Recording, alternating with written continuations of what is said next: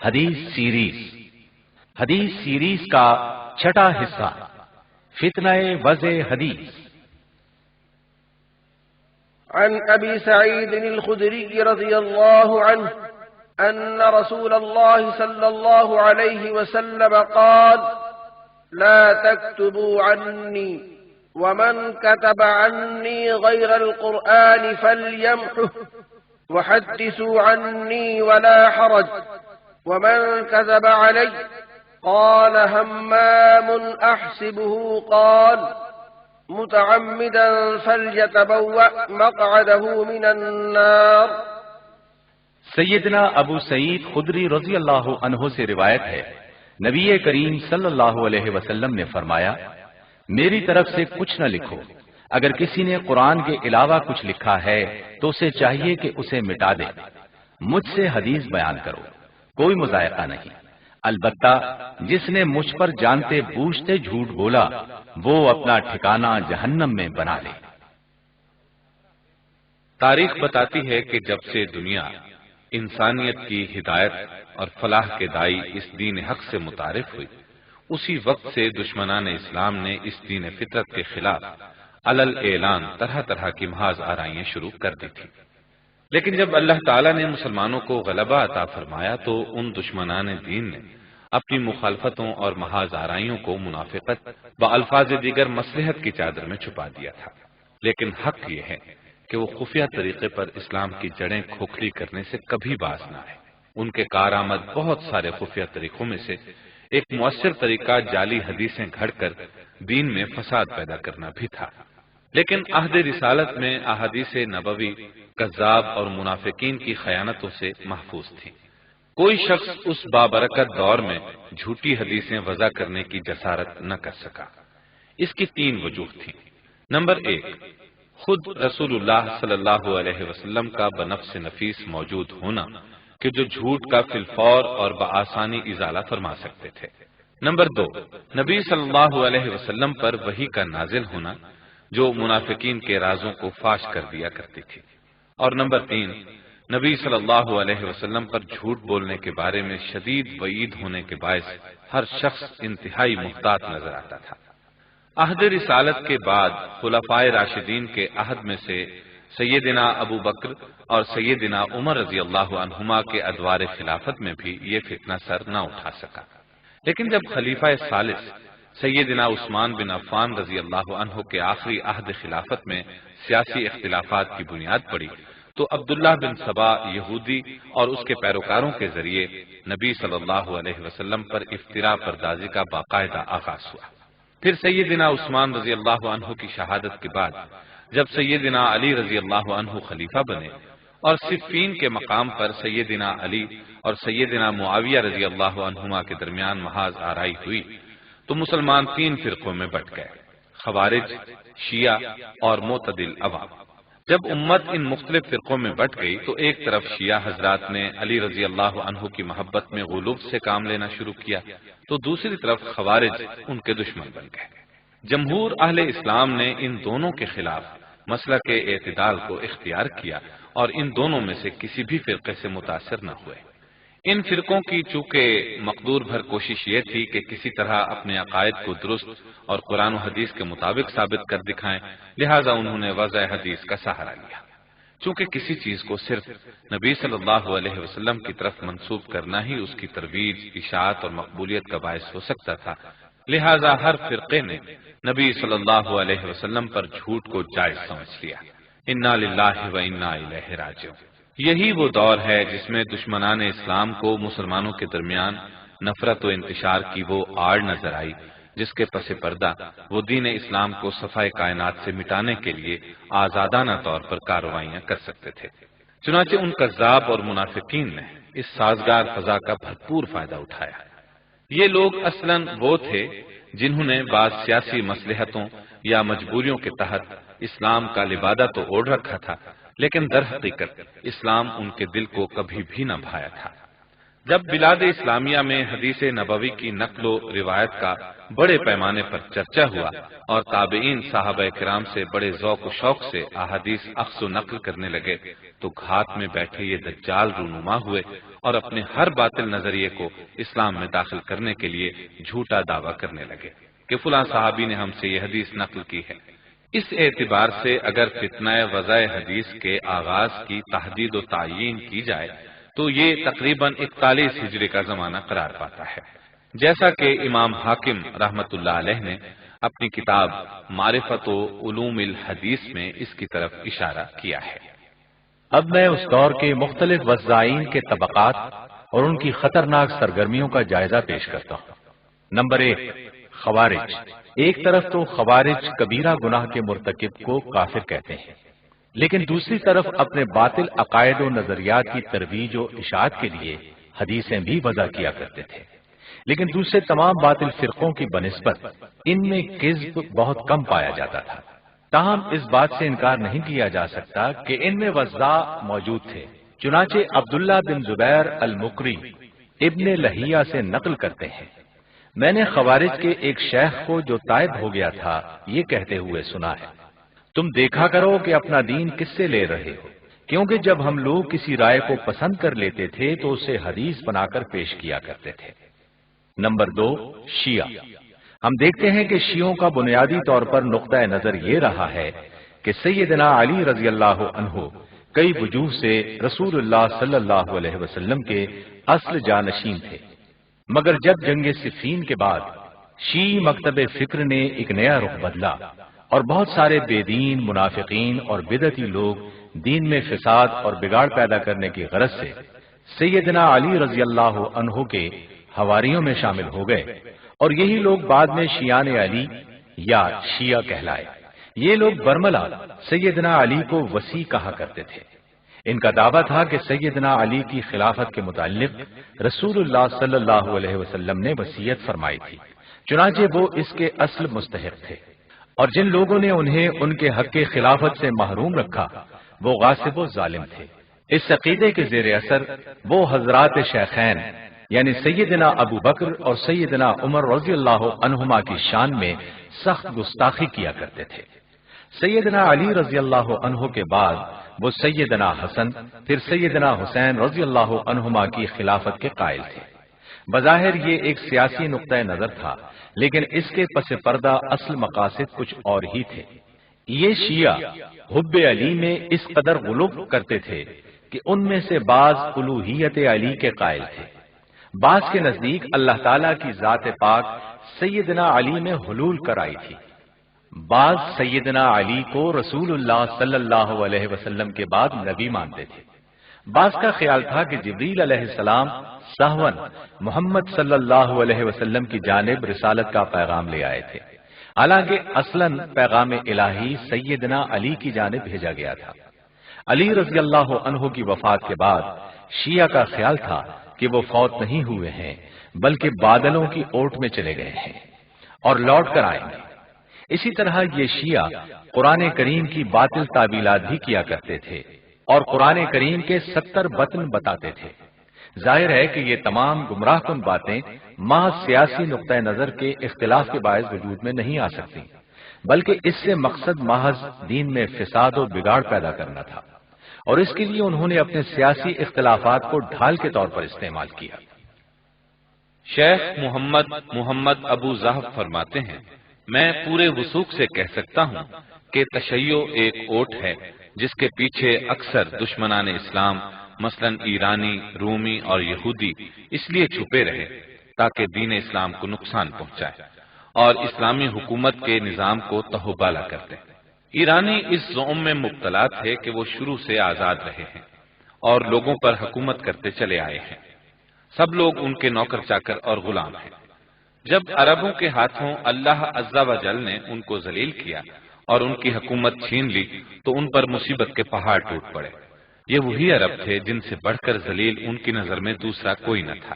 یہی وجہ ہے کہ وہ اسلامی حکومت کے سامنے سرنگوں ہونے کے لیے تیار نہ تھے اور ہمیشہ اس بات کے لیے مصروف جد و جہد رہا کرتے تھے کہ کسی طرح اپنا کھویا ہوا وقار واپس لے لیں۔ مگر یہ ان کے بس کا روگ نہ تھا۔ لڑائیوں کے دوران میں ان پر یہ حقیقت آشکارا ہو چکی تھی کہ مسلمان ان سے زیادہ طاقتور، زیادہ حوصلہ مند اور شجاع ہیں۔ چنانچہ عجمی کفار نے مسلمانوں کو کمزور کرنے کے لیے ہیلے بہانے تلاش کرنے شروع کر دیے۔ انہوں نے سوچا کہ مسلمانوں کو کمزور کرنے کے لیے مکر و فریب سے بڑھ کر دوسرا کوئی ہیلا کارگر نہیں ہو سکتا۔ چنانچہ ان میں سے کچھ لوگ بظاہر اسلام کا لبادہ اوڑھ کر شیعہ کے ساتھ مل گئے اور حب اہل بیت کا مظاہرہ کرنے لگے۔ انہوں نے مسلمانوں میں غلط ملت عقائد پھیلا کر ان کو صحیح اسلامی احکام و تعلیمات سے منحرف کر دیا۔ الغرض مسلمانوں کی صفوں میں گھسے ہوئے ان شیعہ نما دشمنان اسلام جو جنگوں اور دلیل و برہان کے ذریعے اسلام کو کچھ نقصان نہ پہنچا سکتے تھے، انہوں نے دجل اور فریب دہی کے لیے اپنے اپنے اغراض و مقاصد اور اپنے اپنے عقائد و نظریات کی تائید میں رسول اللہ صلی اللہ علیہ وسلم، سیدنا علی رضی اللہ عنہ اور اہل بیت کی جانب منسوب کر کے جھوٹی حدیثیں گھڑنا شروع کر دیں۔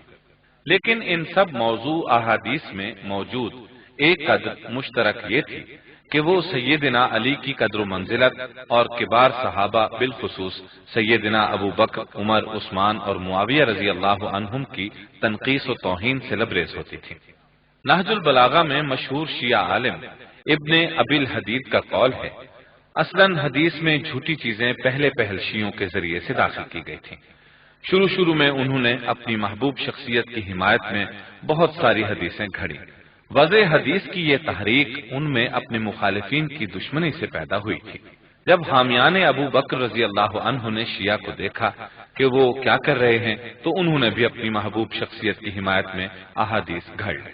جنگ صفین کے موقع پر ان احادیث کو دیکھ کر سیدنا علی رضی اللہ عنہ نے انتہائی افسوس کا اظہار کرتے ہوئے فرمایا تھا، اللہ ان سبائیوں کو تباہ کرے، امت مسلمہ کی کتنی روشن جماعت کو انہوں نے سیاہ کر دیا اور رسول اللہ صلی اللہ علیہ وسلم کی کتنی ہی حدیثوں کو انہوں نے بگاڑ دیا ہے۔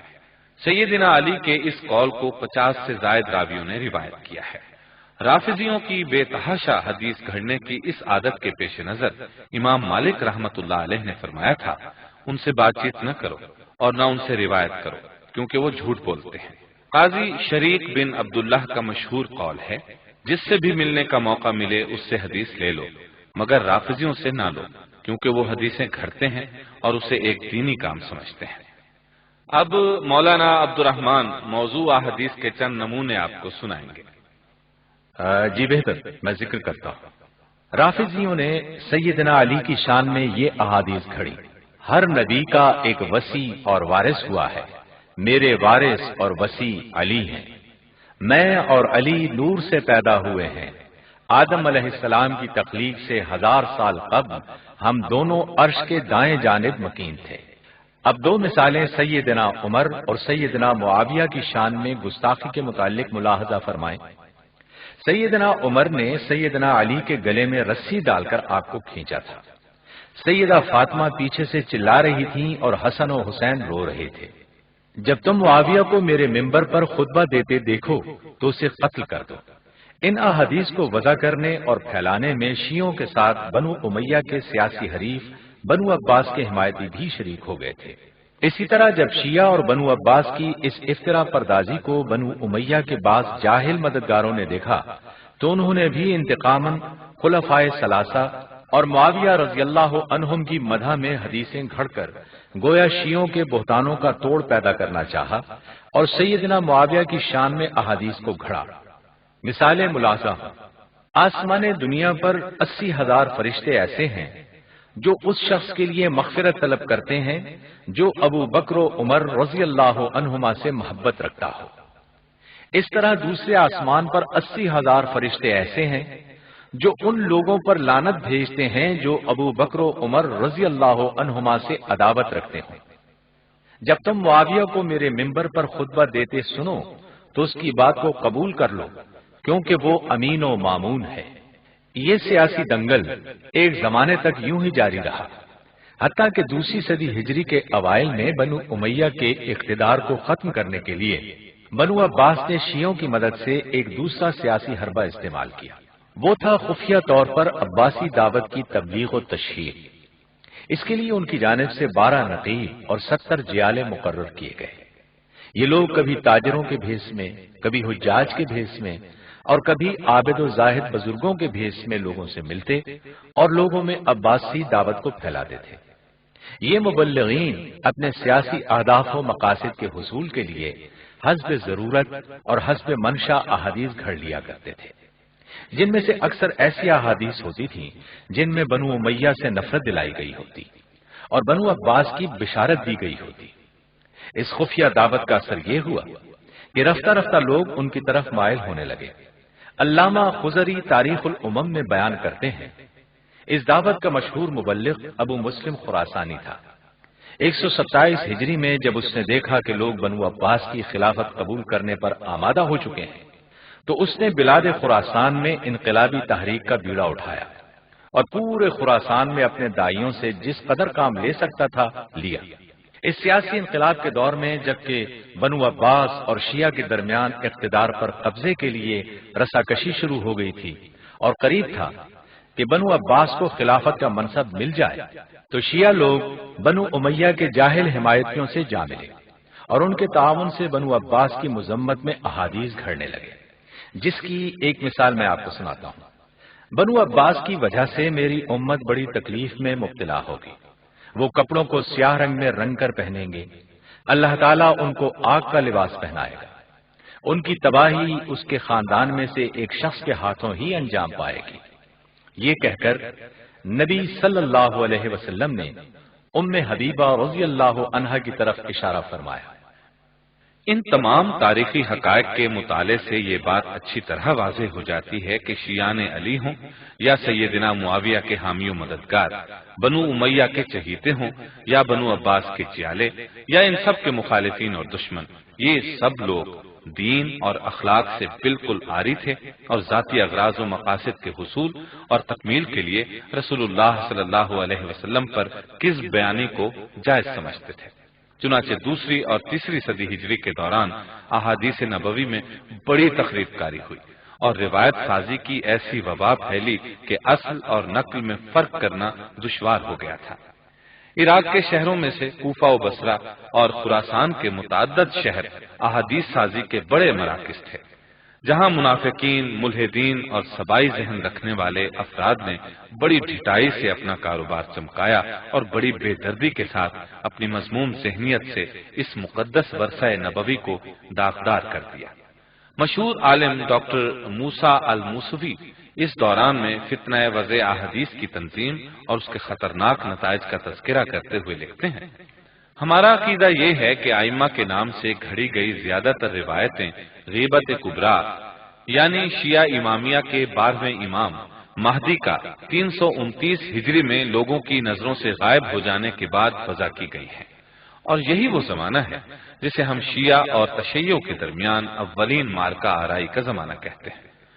مگر انصاف پسند غور و فکر کرنے والا شخص یہ کہنے پر مجبور ہو جاتا ہے کہ ائمہ شیعہ کے عہد میں بھی ان کے نام سے منسوب احادیث وضع کی گئی۔ البتہ ائمہ شیعہ کی طرف منسوب موضوع روایات سے ان کے لوگوں میں موجود ہونے کی وجہ سے ان کی زندگی میں پرخطر اثرات نہیں تھے، لوگ براہ راست ان سے رابطہ قائم کر کے ان روایتوں کے بارے میں پوچھ سکتے تھے۔ وضع احادیث کے لیے سرزمین عراق کو اس قدر شہرت حاصل تھی کہ امام مالک رحمہ اللہ عراق کو دار الضرب یعنی حدیث کی ٹکسال پکارا کرتے تھے، جہاں درہم کے سکوں کی طرح احادیث بھی ڈھالی جاتی تھی اور باہم معاملات کے لیے بازار حدیث میں نکل پڑتی تھی۔ عبد الرحمن بن مہدی امام مالک سے بیان کرتے ہیں، جتنی احادیث انہوں نے مدینہ میں 40 دن رہ کر سنی، اتنی احادیث انہوں نے عراق میں 1 دن رہ کر سن لی تھی۔ یہ سن کر امام مالک نے اہل عراق کو مخاطب کرتے ہوئے فرمایا تھا، یہ ٹکسال تمہیں کہاں سے میسر آئی کہ رات کو تم انہیں ڈھالتے ہو اور اگلے دن ان کو بازار میں چلا دیتے ہو۔ اس دوران میں جس وافر مقدار میں احادیث گھڑی گئی تھی، ان کا تھوڑا بہت اندازہ ان اعتراضات سے کیا جا سکتا ہے جو وضاعین میں سے بعض لوگوں نے تائب ہونے کے بعد کیے تھے۔ ابو شیبہ بیان کرتے ہیں کہ میں بیت اللہ کا طواف کر رہا تھا، ایک شخص جو میرے آگے تھا اور یہ دعا کر رہا تھا، اے اللہ مجھے معاف کر دے، لیکن میرا نہیں خیال کہ تو مجھے بخشے گا۔ میں نے اس سے کہا، اے شخص تیرا نا امید ہونا تیرے گناہوں سے زیادہ سنگین ہے۔ یہ سن کر اس نے مجھ سے بھی درخواست کی کہ آپ بھی میرے لیے دعا فرمائیں۔ میں نے اس سے کہا کہ مجھے بھی کچھ بتاؤ کہ کیا خطا کی ہے۔ اس نے بیان کیا کہ میں نے رسول اللہ صلی اللہ علیہ وسلم پر 50 جھوٹی حدیثیں گھڑی ہیں جو لوگوں میں پھیل گئی ہیں، اور مجھ میں طاقت نہیں ہے کہ میں ان میں سے کسی کو رد کر سکوں۔ اب پروفیسر ظفر اقبال صاحب وضع حدیث کے بعد غیر سیاسی محرکات اور وضاعین کے جملہ طبقات کا مختصر تعارف پیش کریں گے۔ جی بہتر، میں تفصیل سے یہ موضوع آپ کے سامنے رکھنا چاہتا ہوں۔ اس سلسلے میں سب سے پہلے آتے ہیں زنادقہ۔ عباسی عہد خلافت میں زنادقہ ان لوگوں کو کہا جاتا تھا جو اسلام کا دعویٰ کرنے کے ساتھ مجوسیت بالخصوص مانی مذہب کے پیروکار تھے، لیکن بعد میں اس کے مفہوم میں وسعت پیدا ہو گئی اور ہر ملحد اور بے دین شخص کو زندیق کہا جانے لگا، خواہ یہ الحاد اور بے دینی محض فسق و فجور، لاؤبالی پن، بے حیائی اور ڈھیٹ پن کے باعث ہی ہو، نظریات و استدلال کی بنا پر نہ ہو۔ عباسی عہد خلافت اور تیسری صدی ہجری میں مذہب زنادقہ کی نشر و اشاعت اور فروغ کے اسباب بیان کرتے ہوئے احمد امین لکھتے ہیں، جب بنو امیہ کے زوال کے بعد اہل فارس اقتدار پر قابض نہ ہو سکے تو انہوں نے مسلمانوں کے عقائد کو بگاڑنے کے لیے مجوسیت بالخصوص مانی مذہب کے نظریات کو اسلام میں پھیلانا شروع کر دیا۔ پھر جب عباسی عہد خلافت میں اہل فارس کو اقتدار حاصل ہوا اور اہل عرب امور سلطنت سے محروم کر دیے گئے تو ان کو اپنے قدیم عقائد کو زندہ کرنے کا سنہری موقع مل گیا۔ ان اسباب و وجوہ کے باعث زندقہ مذہب کی نشر و اشاعت ممکن ہوئی۔ اسلام کو نقصان پہنچانے کے لیے جھوٹی حدیثیں گھڑ کر انہیں رسول اللہ صلی اللہ علیہ وسلم کی جانب منسوب کرنا چونکہ بہت آسان تھا، اس لیے انہوں نے مسلمانوں میں بکثرت خود ساختہ حدیثیں پھیلا دی۔ ان سے اسلام کا حسن و جمال تو متاثر ہوا ہی، ساتھ میں دین کے متعلق شکوک و شبہات بھی پیدا ہو گئے۔ اس سے ان کا مقصد اسلام کو ختم کرنا، لوگوں کو اس سے متنفر کرنا اور اہل اسلام کو دینی احکام سے منحرف کرنا تھا۔ وہ سمجھتے تھے کہ اس طرح وہ مسلمانوں کا اثر و رسوخ ختم کر کے انہیں مغلوب کر سکتے ہیں، اس طرح ان کا اقتدار دوبارہ ان کے ہاتھوں میں ہوگا۔ ان مقاصد کے پیش نظر ان لوگوں نے مجوسی تعلیمات اور مانی مذہب کے نظریات و افکار کی اسلام میں آمیزش شروع کر دی۔ زنادقہ کے بعض فرقے عجیب و غریب نظریات کے حامل تھے۔ ان میں سے کچھ نے قصہ گو واعظین کا پیشہ اختیار کر لیا، بعض زاہد و عابد بن گئے اور بعض نے صوفیاء کا لبادہ اوڑھ لیا، مگر دل سے یہ سب کے سب اسلام کے دشمن تھے۔ امام ابن جوزی رحمہ اللہ فرماتے ہیں، زنادقہ حدیث گھڑنے والوں کا وہ طبقہ ہے جس کا مقصد شریعت کی تخریب، عوام کے دلوں میں اس کے متعلق شکوک و شبہات پیدا کر کے انہیں گمراہ کرنا اور دین سے مذاق کرنا تھا۔ شاہ عبدالعزیز محدث دہلوی فرماتے ہیں، فرقہ زنادقہ کے پیش نظر شریعت کو باطل کرنا اور دین کا مذاق اڑانا تھا۔ چنانچہ ابن راوندی نامی یہودی اللہ کا منکر تھا، اس نے اسلام کے رد میں متعدد کتابیں تصنیف کی۔ بعد میں صوفیاء نے اسے تصوف کا لبادہ پہنا دیا تھا اور اس کی کتابیں تصوف، طریقت، سلوک اور معرفت کی کتابیں بن گئی۔ اس نے یہ حدیث وضع کی تھی، بینگن جس مرض کی شفا کے لیے کھایا جائے وہ مرض دور ہو جاتا ہے۔ اس روایت سے اس کی غرض شریعت کا مذاق اڑانا تھا۔ علماء کا قول ہے کہ زنادقہ کی وضع کرتا 14,000 احادیث مشہور ہو چکی ہیں۔ ابو الحسنات عبدالحی لکھنوی فرماتے ہیں، یہ فرقہ عیسائیوں اور یہودیوں کے مشابہ ہے کہ جنہوں نے آسمانی کتابوں میں تحریف کر ڈالی، جو کچھ اس میں سے چاہا از خود ساقط کر دیا اور جو چاہا اسے اپنے ہاتھوں سے اس میں لکھ دیا۔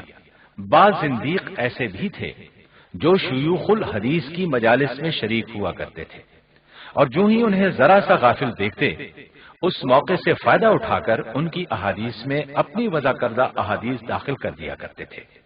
خلفائے بنو عباس نے جب زنادقہ کا تعاقب کر کے انہیں تہہ تیغ کرنا شروع کیا تو زنادقہ نے بنو عباس کی مذمت میں بھی احادیث وضع کرنا شروع کر دی، اور اس معاملے میں اس حد تک گر گئے کہ بعض ایسی چیزوں کو رسول اللہ صلی اللہ علیہ وسلم سے منقول بتانے لگے جو اصول دین اور عقل سلیم سے بھی متصادم تھی۔ مثال کے طور پر یہ باتیں کہ زمین ایک مچھلی نے اپنی پیٹھ پر اٹھا رکھی ہے، زہرہ ستارہ پہلے ایک زانیہ عورت تھی، اسم اعظم کی برکت سے اسے آسمان پر اٹھا کر ستارے کی صورت میں مسخ کر دیا گیا، وغیرہ وغیرہ۔ اب میں وضع حدیث کے سلسلے میں چند زنادقہ کی سرگرمیوں کی مثالیں خود ان کے اعترافات کی روشنی میں پیش کرتا ہوں۔ ابو احمد ابن عدی فرماتے ہیں، جب عبد الکریم بن ابل افجا کو 160 ہجری میں پکڑ کر محمد بن سلیمان عباسی امیر بصرہ کے پاس لایا گیا تو انہوں نے اس کی گردن مارنے کا حکم دیا۔ جب اس کو اپنے قتل کیے جانے کا یقین ہو گیا تو اس نے کہا، قسم اللہ کی میں نے تم میں 4000 حدیثیں گھڑ دی ہیں، جن میں حلال کو حرام، حرام کو حلال، روزے کے دن افطار اور افطار کے دن روزہ بنا دیا ہے۔ جعفر بن سلیمان نے بیان کیا ہے کہ میں نے خلیفہ مہدی کو یہ کہتے ہوئے سنا ہے، میرے پاس ایک زندیق شخص نے اقرار کیا کہ اس نے 400 حدیثیں گھڑی جو لوگوں میں چل گئی۔ نمبر 2، مبتدئین یعنی بدعتی لوگ۔ یہ احادیث گھڑنے والوں کا وہ طبقہ ہے جس کا مقصد اپنے خاص بدعتی مذہب کی تائید و نصرت میں احادیث گھڑنا تھا۔ شاہ عبدالعزیز محدث دہلوی فرماتے ہیں، یہ خواہشات کے بندے محض اپنے مذہب کی اعانت اور مخالف کے مذہب پر طعن کرنے کے لیے اس فعل کے مرتکب ہوئے۔ رافضی صوفیاء اور کرامیہ تو اس عمل میں سب پر سبقت لے گئے، خارجی، زیدی اور معتزلہ تو پھر بھی اس فعل قبیح کے اس قدر مرتکب نہیں ہوئے۔ مبتدئین میں سے شیعوں کی فتنہ انگیزیوں کی طویل داستان کا کچھ تذکرہ میں پہلے کر چکا ہوں، جو اس حقیقت کو آشکار کرتا ہے کہ شیعہ اپنی مطلب براری کے لیے رسول اللہ صلی اللہ علیہ وسلم پر جھوٹ باندھنے میں انتہائی بے باک تھے، اور جو شخص بھی سلطنت و اقتدار میں کچھ حصہ حاصل کرنا چاہتا تھا وہ شیعیت کا لبادہ اوڑھ لیا کرتا تھا۔ چنانچہ مختار بن ابی عبید ثقفی پہلے خارجی تھا، پھر عبداللہ بن زبیر رضی اللہ عنہما کا پیرو ہو کر زبیری کہلایا، پھر کیسانی شیعہ بنا اور محمد بن حنفیہ کا دائی بن گیا تھا۔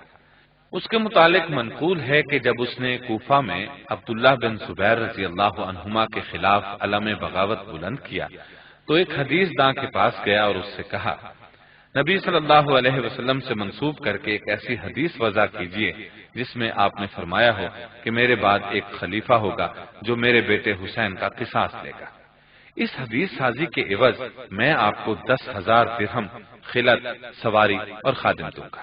اس شخص نے جواب دیا، میں نبی صلی اللہ علیہ وسلم کے نام پر تو ایسی حدیث وضع نہیں کر سکتا، البتہ کسی صحابی کے نام سے منسوب کر سکتا ہوں، آپ معاوضے میں جو کمی کرنا چاہیں بخوشی کر دیں۔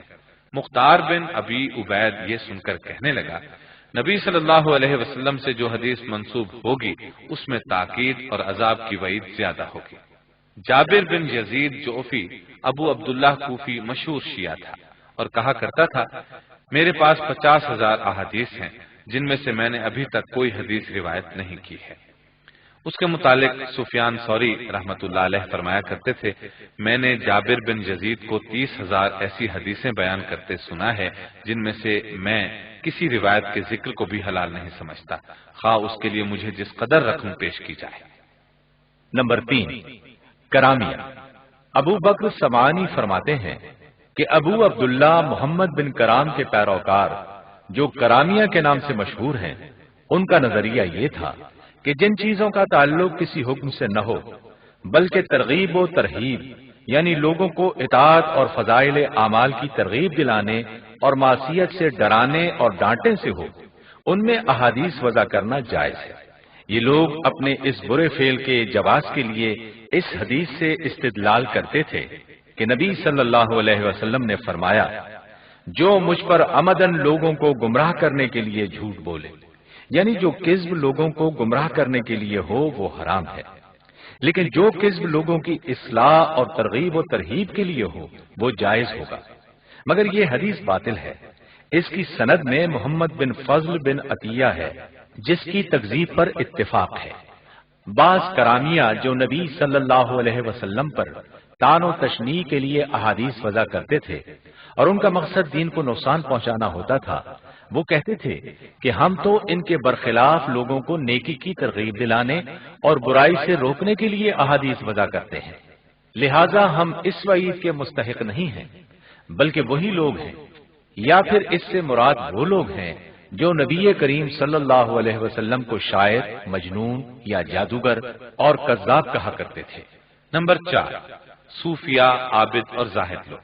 احادیث گھڑنے والوں کا یہ وہ طبقہ ہے جو بظاہر انتہائی زاہد اور عابد ہونے کے ساتھ سلوک و عرفان کے اعلیٰ مدارج پر فائز سمجھا جاتا ہے، لیکن ان میں سے اکثر صورتوں کے فضائل اور ترغیب و ترہیب وغیرہ میں احادیث گھڑا کرتے تھے۔ ان کا خیال تھا کہ احادیث نبوی میں اصلاح کی غرض سے ایسا کرنا جائز ہے۔ چونکہ وہ نبی صلی اللہ علیہ وسلم اور دین کی تائید و حمایت کے لیے جھوٹ بولا کرتے تھے، لہٰذا وہ اسے بھی دین کی خدمت اور اللہ کے قرب کا باعث سمجھتے تھے۔ ان میں سے بعض ایسے بھی تھے جو خود تو احادیث وضع نہیں کرتے تھے، لیکن ہر کس و ناقص پر اعتماد کر لیا کرتے تھے۔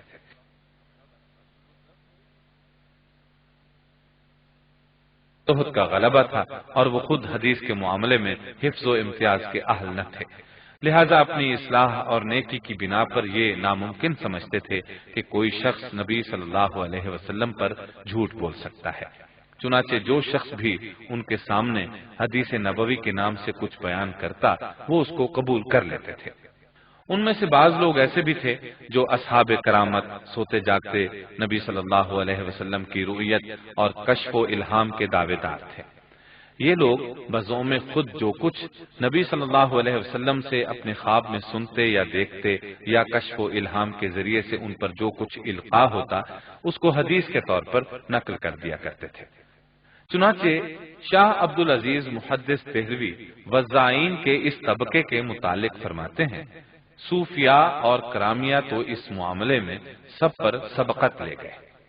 شاہ عبدالعزیز ایک دوسرے مقام پر فرماتے ہیں، ایک اور فرقہ جو زہد و عبادت اور دیانت میں مشہور تھا، انہوں نے خواب میں رسول اللہ صلی اللہ علیہ وسلم یا ائمہ کرام سے کوئی بات سنی تو انہوں نے اپنے خواب پر یقین کرتے ہوئے اس بات کو مبہم روایت کر دیا اور خواب کا ذکر ترک کر دیا۔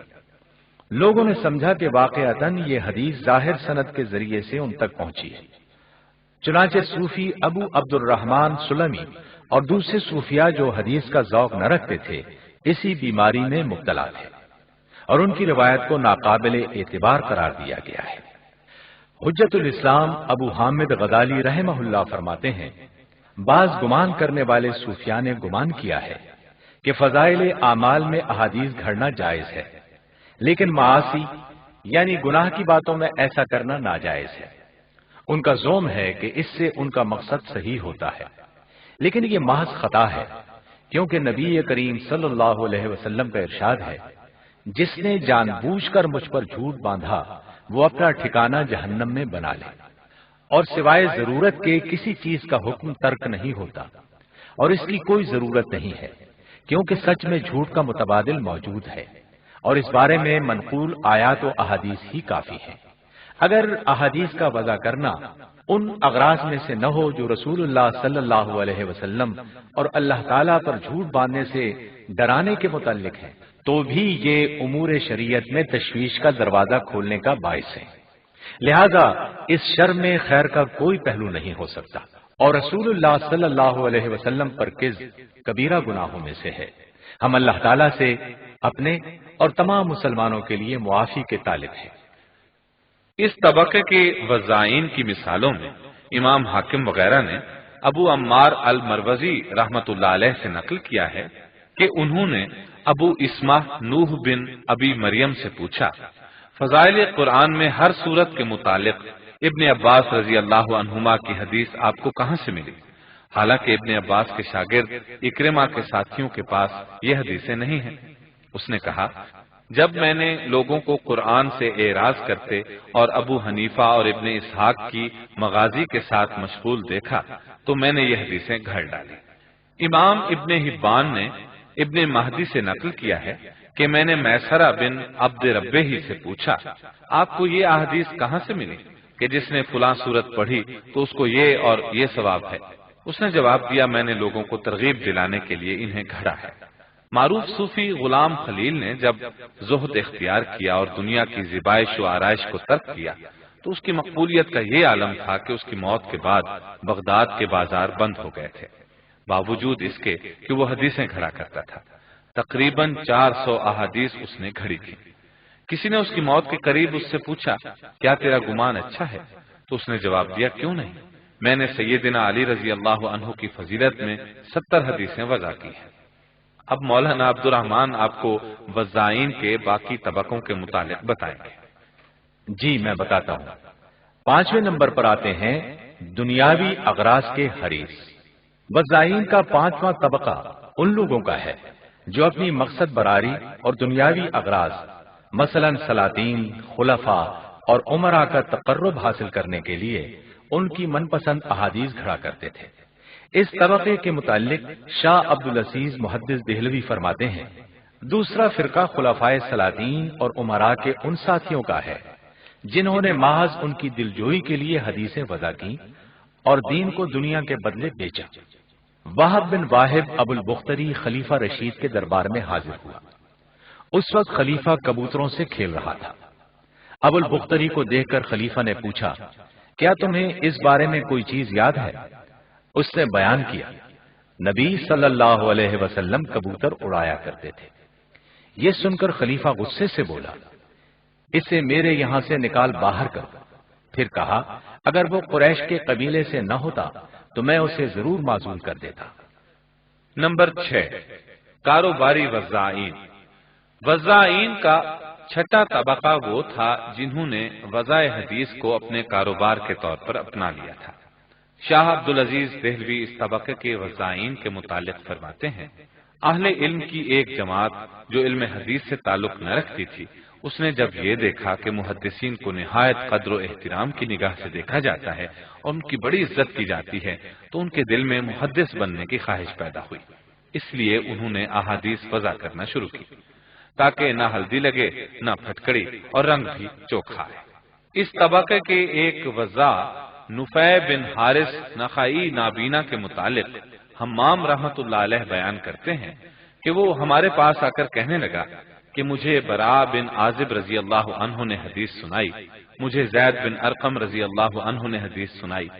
جب ہم نے قتادہ رحمت اللہ علیہ سے اس کا تذکرہ کیا تو وہ فرمانے لگے کہ ابو داود یعنی نفیع بن حارث جھوٹ بولتا ہے، اس نے صحابہ سے حدیثیں نہیں سنی ہیں۔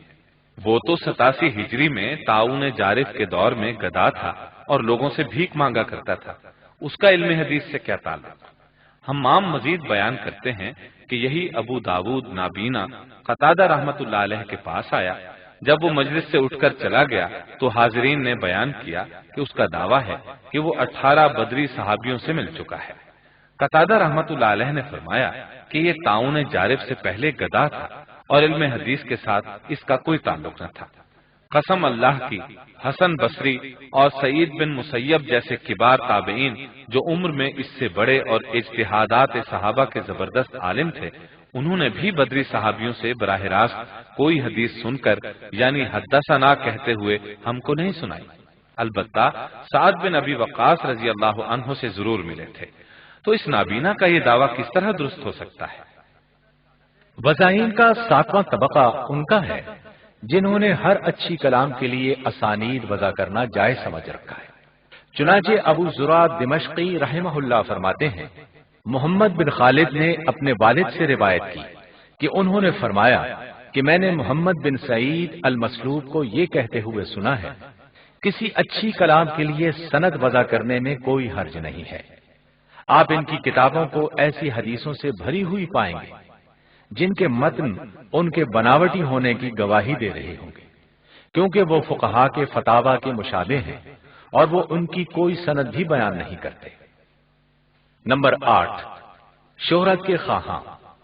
وضاعین کا 8واں طبقہ ان کا ہے جو انفرادیت اور اجنبیت کے اظہار کے لیے احادیث وضع کیا کرتے تھے تاکہ اس طرح لوگوں میں ان کی شہرت پھیلے اور زیادہ سے زیادہ لوگ ان سے سننے لگے۔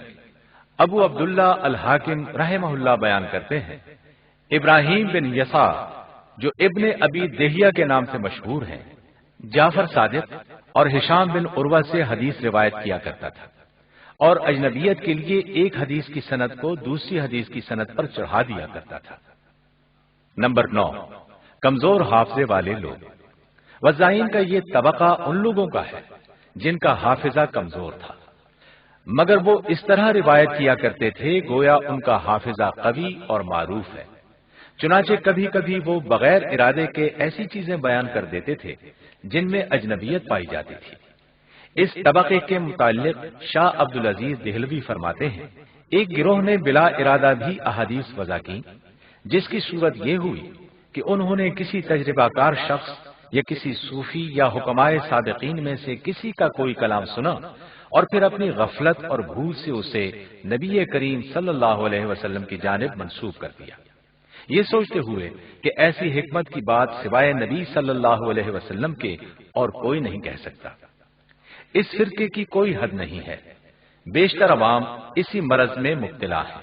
اس طبقے میں وہ لوگ بھی شامل ہیں جن کی کتب جل گئیں یا ضائع ہو گئی تھی، لہذا جب وہ اپنے حافظے سے حدیث بیان کرتے تھے تو اس میں غلطیاں کرتے تھے، اور وہ لوگ بھی تھے جو تھے تو ثقہ مگر آخری عمر میں حافظے کی خرابی کا شکار ہو گئے تھے۔ نمبر 10، متعصبین۔ اس طبقے میں وہ تمام لوگ شامل ہیں جنہوں نے جنس، قبیلہ، شہر، ملک، علاقہ، فقہ، کلام، زبان، رنگ، نسل یا کسی مخصوص امام، پیر یا ولی کی مدح میں یا اپنے مخالفین کی مذمت میں از راہ اناد و تعصب احادیث گھڑی تھی۔ چنانچہ آپ مختلف کتب میں جدہ، بصرہ، اردن، خراسان، عمان، بحرین، اسقلان، قزوین، آبادان، عراق اور دمشق وغیرہ کی مدح میں اور قسطنطنیہ، طبریہ اور صنعاء وغیرہ شہروں کی مذمت میں روایات پائیں گے۔ ان تمام تعصبات کا مختصر پس منظر اور مثالیں پیش خدمت ہیں۔ خلافت عباسیہ کا قیام چونکہ خراسانی، فارسی اور نسل لوگوں کے ذریعے سے انجام پایا تھا اور خراسان شیعوں کا گہوارہ تھا، لہذا وہ لوگ شیعی نظریات سے بہت زیادہ متاثر ہوئے۔ اہل فارس کا خیال چونکہ یہ تھا کہ بادشاہت وراثت سے چلتی ہے، لہذا انہوں نے بنو امیہ کو اہل بیت کے حقوق کا غاصب قرار دیا اور چاہا کہ بذریعہ طاقت اہل بیت کا حق خلافت ان کو دلوایا جائے۔ مزید یہ کہ اہل فارس کو اسلام کے زیر نگین آنے سے قبل عراق و یمن کے علاوہ اور بہت سے عرب علاقوں پر سیاسی غلبہ حاصل تھا، مگر بنو امیہ کے عہد خلافت میں وہ اہل عرب سے مغلوب ہو کر ان کے غلام بن کر رہ گئے تھے۔ جب اہل عرب ان پر حکمرانی کرنے لگے تو ان کی شان و شوکت اور ان کی درخشاں تہذیب کی یاد رفتہ ان کو کچوکے لگانے لگی، لہذا وہ بنو امیہ کے سیاسی حریف بن گئے تھے۔ بنو امیہ کے زوال کے بعد جب بنو عباس نے خلافت کا دعویٰ کیا تو اہل فارس ان کے ہم نوا بن گئے تھے۔ بنو عباس نے بھی ایرانیوں کو اپنا خیر خواہ جانا۔ ایرانیوں کو امید تھی کہ بنو عباس کے تعاون سے ان کی پرانی شان و شوکت لوٹ آئے گی، چنانچہ ابو مسلم خراسانی اور اس کے ہم نوا بنو عباس کی نصیحت و حمایت نیز بنو امیہ کے خلاف نبرد آزما ہونے کے لیے ہمہ وقت و ہمہ تن تیار تھے۔ اصلاً یہ کشمکش بنو امیہ اور بنو عباس کے درمیان نہیں بلکہ اہل عرب اور اہل فارس کے درمیان تھی۔ یہی وجہ ہے کہ اہل فارس نے بنو امیہ کے عربی اقتدار کو ملیامیٹ کرنے کے لیے اپنی جانوں کا نذرانہ پیش کیا تھا۔ جب بنو عباس کی خلافت مستحکم ہو گئی تو وہ اہل فارس کے اس قدر احسان مند تھے کہ ان کے خلاف عربوں کے جائز مطالبات کی بھی پرواہ نہیں کرتے تھے۔ اس کی ایک وجہ یہ بھی تھی کہ بنو عباس کے بعض خلفاء فارسی اور نسل ماؤں کے وطن سے پیدا ہوئے تھے۔ ایرانیوں کے اس غلبے نے عوام کے قلوب و ذہن پر یہ غلط رنگ جما دیا کہ اجمی عربوں کے مقابلے میں برتر ہے۔ ان نظریات کے حاملین کو شعوبیہ کے نام سے جانا جاتا ہے۔ شعوبیت کا یہ نظریہ دوسری صدی ہجری میں معرض وجود میں آیا اور خوب پھلا پھولا۔ تیسری صدی ہجری میں تو یہ نظریہ بہت عروج تک پہنچ گیا۔ یہ نظریہ اس وجہ سے مزید مستحکم ہوا کہ بنو عباس نے بنو امیہ کے برخلاف فارسی عصبیت کے مقابلے میں عربی عصبیت کی کوئی مدد نہیں کی تھی۔ شعوبیوں نے عباسی خلفاء کی اس مراعات اور نرمی کا بہت ناجائز فائدہ اٹھایا اور وہ عربوں کے خلاف ہر محاذ پر سفارا ہو گئے۔ عربوں کا مذاق اڑایا گیا، ان کی مذمت اور حجب میں اشعار اور خطبے کہے گئے۔ عربوں کے عیوب اور اجمیوں کے مفاخر پر مستقل کتابیں تصنیف کی گئیں۔ غرض حجب گوئی کی کوئی ایسی قسم باقی نہ تھی جسے ان لوگوں نے عربوں کے خلاف استعمال نہ کیا ہو۔ بنو عباس نے اہل فارس کے اس ناجائز رویے پر کوئی انکار و گرفت نہیں کی۔ بہرحال عربوں کے خلاف اہل فارس نے جو حجب کوئی کی، اس کو مؤثر بنانے کے لیے انہوں نے فارسی ممالک، شہر، زبان و علماء، جنس و قبیلہ، حتیٰ کہ سیاسی حکمرانوں کی مدح و توصیف میں بے شمار احادیث گھڑ ڈالی۔ نمبر 11، لسانی تعصب۔ وضع حدیث کا ایک سبب لسانی تعصب بھی ہے۔ چنانچہ اہل فارس نے فارسی زبان کی فضیلت میں یہ حدیث گھڑی: جب اللہ تعالیٰ غضبناک ہوتا ہے تو وہی عربی زبان میں نازل فرماتا ہے، اور جب راضی ہوتا ہے تو وہی فارسی زبان میں نازل فرماتا ہے۔ جب جہلائے عرب نے شعوبیوں کی اس حدیث کو سنا تو اس کے بالمقابل یہ حدیث گھڑ ڈالی: جب اللہ تعالیٰ غضبناک ہوتا ہے تو فارسی میں وحی کرتا ہے، اور جب راضی ہوتا ہے تو عربی میں وحی کرتا ہے۔ نمبر 12، نسلی تعصب۔ نسلی تعصب بھی وضع حدیث کا ایک سبب ہے۔ چنانچہ اہل عجم نے اپنی فضیلت میں یہ حدیث گھڑی کہ نبی صلی اللہ علیہ وسلم کی خدمت میں جب عجمیوں کا ذکر ہوا تو آپ نے فرمایا: مجھے ان کے ساتھ جو خصوصی وابستگی ہے وہ تمہارے ساتھ نہیں ہے۔ ایک اور موقع پر آپ نے فرمایا: ترکوں کا ظلم اچھا ہے لیکن عربوں کا عدل بھی معیوب ہے۔ جب بعض عرب متعصبین نے یہ احادیث سنی تو انہوں نے یوں جواب دیا: عرب سے 3 وجہ سے محبت کرو، اس لیے کہ میں عرب ہوں، اہل جنت کی زبان عربی ہوگی اور قرآن عربی میں ہے۔ اور یہ حدیث کھڑی: عرب عجمیوں کے سردار ہے۔ نمبر 13، علاقائی تعصب۔ علاقائی تعصب کی وجہ سے بھی احادیث کو گھڑا گیا۔ چنانچہ ایک موضوع حدیث ہے: دنیا کے 4 شہر جنت کے شہروں میں سے ہیں، مکہ، مدینہ، بیت المقدس، دمشق، اور 4 شہر جہنم کے شہروں میں سے ہیں، قسطنطنیہ، طبریہ، انطاکیہ اور صنعاء۔ ایک اور موضوع حدیث میں ہے: جب خراسان فتح ہو گیا اور اسلام آذربائیجان کے علاقوں تک پھیل گیا تو سیدنا عمر رضی اللہ عنہ سخت برہم ہوئے اور فرمایا: مجھے خراسان کی سرزمین سے کیا سروکار، خراسان میں ہمارا کوئی دوست نہیں۔ میں چاہتا تھا کہ ہمارے اور خراسان کے درمیان آگ اور برف کے ناقابل تسخیر پہاڑ حائل ہوتے اور ہماری وہاں تک رسائی ناممکن ہوتی، ہمارے اور ان کے مابین یاجوج و ماجوج کی دیوار جیسی دوری ہوتی۔ یہ سن کر سیدنا علی رضی اللہ عنہ نے فرمایا: ابن الخطاب، یہ گفتگو بند کیجیے، کیا آپ کو رسول اللہ صلی اللہ علیہ وسلم کے سارے علوم پر دسترس ہے؟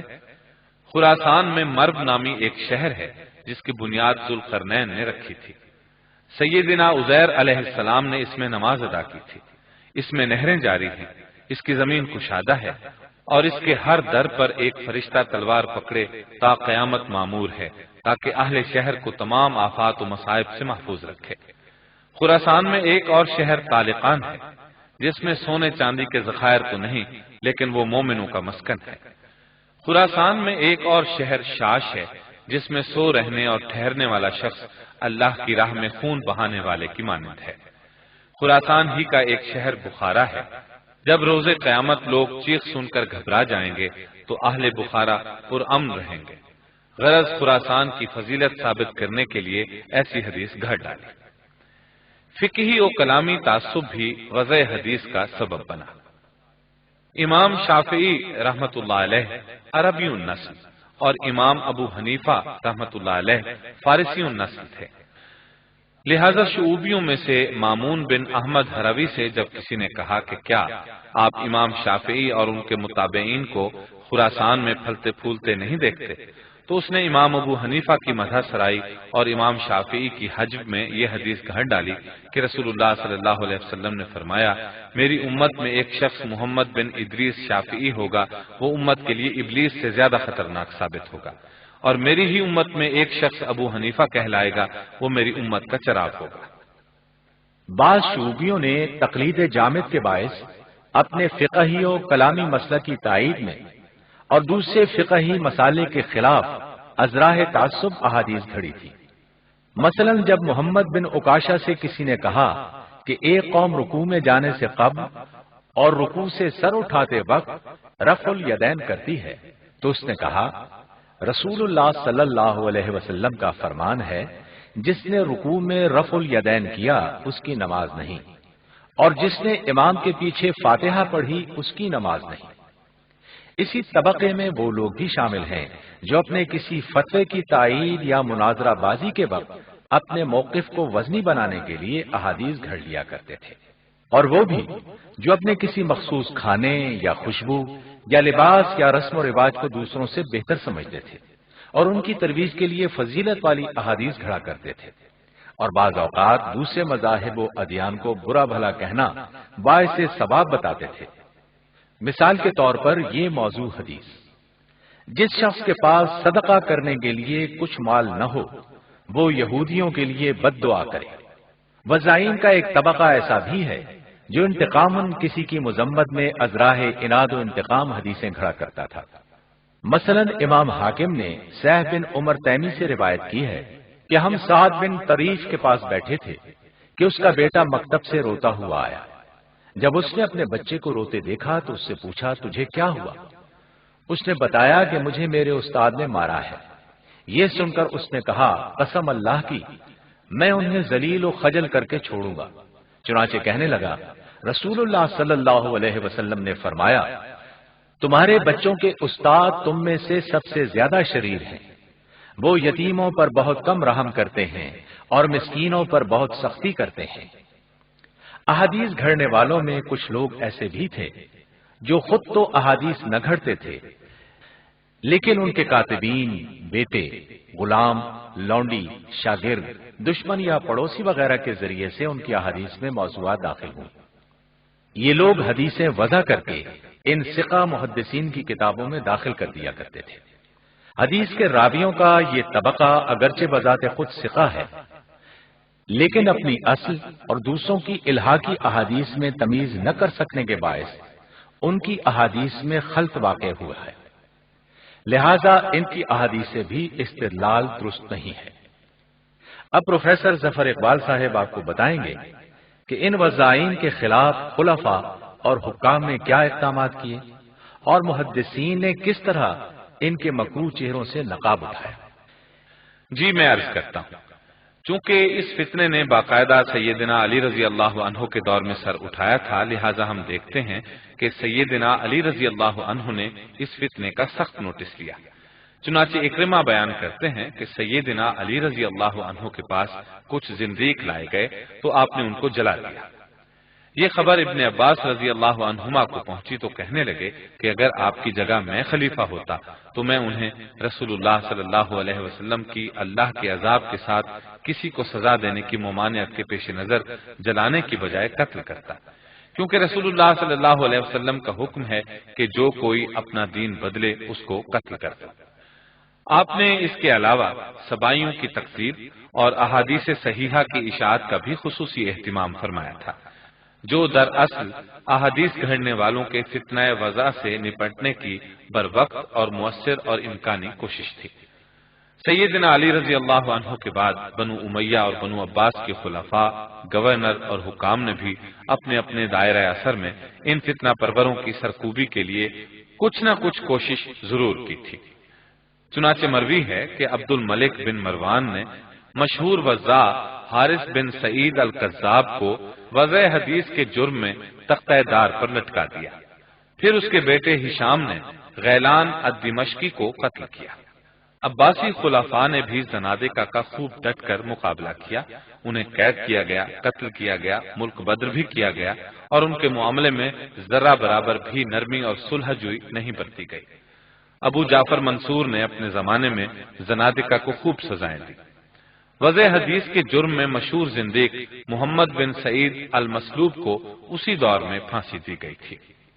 بنو امیہ کے گورنر خالد بن عبداللہ قصری نے ایک شخص کو وضع حدیث کے جرم میں قتل کیا تھا۔ خلیفہ مہدی نے بھی زنادقہ کو خوب سزائیں دی اور ان کی سرکوبی کے لیے باقاعدہ ایک وزیر مقرر کیا تھا جسے صاحب الزنادقہ کہا جاتا تھا۔ اس وزیر کا کام فقط زنادقہ کا استیصال اور انہیں ہلاک کرنا تھا۔ خلیفہ مہدی نے اپنے بیٹے موسیٰ ہادی کو وصیت کی تھی کہ زنادقہ کو بالکل ختم کر کے ہی چین کا سانس لے۔ اس نے ہادی کو بتایا تھا کہ زنادقہ بدنیت اور اسلام و اہل اسلام کے دشمن ہیں۔ ہادی نے عہد کیا تھا کہ اگر میں زندہ رہا تو اس فرقے کو مٹا کر ہی دم لوں گا اور ان کی جھپکنے والی کوئی آنکھ باقی نہ چھوڑوں گا۔ ہادی نے اپنے والد کی وصیت کو نہایت امانت و دیانت کے ساتھ پورا کیا۔ پھر ہارون و مامون نے بھی زنادقہ کا خوب تعاقب کیا۔ خلیفہ معتصم نے اپنے سپہ سالار کو زندقہ ہی کی بنا پر قید کیا اور اس کا کھانا پانی بند کر دیا تھا۔ جب وہ مر گیا تو اسے سولی دے کر جلوا دیا تھا۔ عباسی عہد خلافت میں حاکم بصرہ محمد بن سلیمان نے وزاع عبد الکریم بن ابی الارجاء کو قتل کروایا تھا۔ اسی طرح قاضی اسماعیل بن اسحاق نے حیثم بن سہل کو محض اس لیے پٹوایا تھا کہ وہ ایسی روایات بیان کرتا تھا جنہیں قاضی اسماعیل درست نہیں سمجھتے تھے۔ لیکن اگر ان چند واقعات کے پس منظر پر تنقیدی نقطہ نگاہ سے غور کیا جائے تو یہ تاریخی حقیقت کھل کر سامنے آتی ہے کہ ان وضاعین کا قصور وضع احادیث سے کہیں زیادہ خلاف حکومت سرگرمیاں تھیں۔ اگر یہ خلفاء حدیث گھڑنے والوں کو ختم کرنے میں اسی قدر مستعد ہوتے تو ان کے دور اقتدار میں یقیناً جھوٹے صوفیاء، زاہدوں، قصہ گو اور واعظوں وغیرہ کو کبھی ہمت نہ ہوتی کہ وہ حسب منشا احادیث گھڑ کر انہیں مشہور کر سکیں۔ حقیقت یہ ہے کہ امراء و سلاطین کی اسی نرمی نے انہیں اتنا دلیر بنا دیا تھا کہ جب وہ چاہتے بے دریغ احادیث وضع کر لیا کرتے تھے۔ چنانچہ میں چند واقعات نقل کرتا ہوں جو ان امراء و سلاطین کی حدیث گھڑنے والوں کے ساتھ نرم برتاؤ کی عکاسی کرتے ہیں۔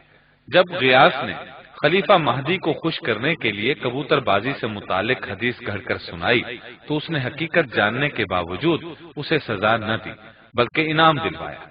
اسی طرح جب مقاتل بن سلیمان بلخی نے خلیفہ مہدی کو یہ پیشکش کی کہ اگر آپ پسند کریں تو میں بنو عباس کی فضیلت میں حدیثیں وضع کر دوں، تو خلیفہ مہدی نے اس کی اس پیشکش کو فقط ٹھکرانے ہی پر اکتفا کیا، اسے کوئی سزا نہیں دی۔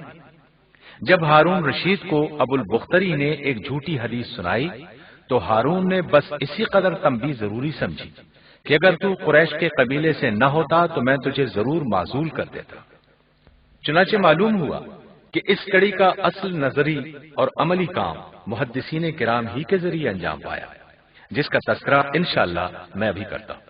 آپ سن چکے ہیں کہ احادیث گھڑنے والوں نے نبی اکرم صلی اللہ علیہ وسلم کی احادیث کے صاف چشمے کو گدلا کرنے میں کوئی موقع ضائع نہیں جانے دیا تھا، بلکہ اس پر ہر طرف سے حملے کیے۔